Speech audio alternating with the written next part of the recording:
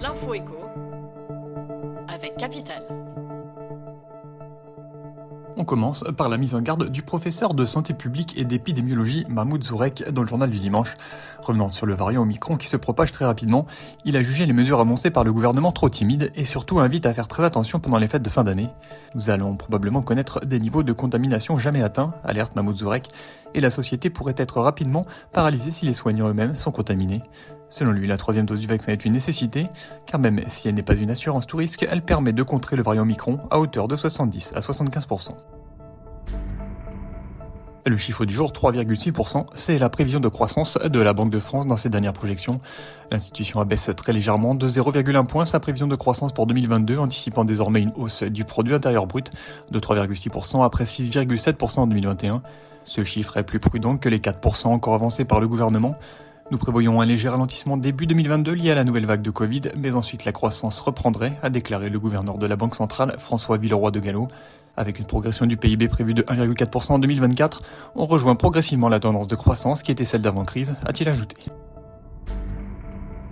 L'information qui devrait rassurer les ménages français, il n'y aura pas de pénurie d'électricité cet hiver.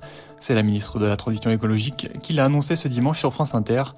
Il faut dire qu'après la fermeture de plusieurs réacteurs par EDF le 15 décembre, les cours de l'électricité avaient atteint des sommets, avec un prix du mégawattheure d'électricité affiché à 294 € sur les marchés. Je voudrais rassurer tout le monde, il n'y aura pas de blackout général d'ici la fin de l'hiver, a d'abord lâché Barbara Pompili. Comment en être sûr? On a un certain nombre de dispositions qui existent et qui permettent d'éviter cela, a-t-elle répondu.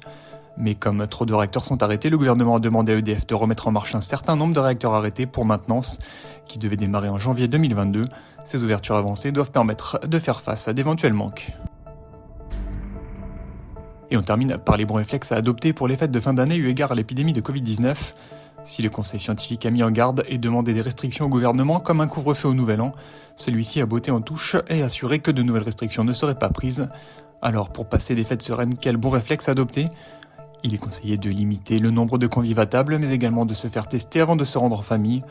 Le conseil scientifique recommande aussi d'aérer les lieux de rassemblement le plus possible et de faire son rappel vaccinal au plus vite.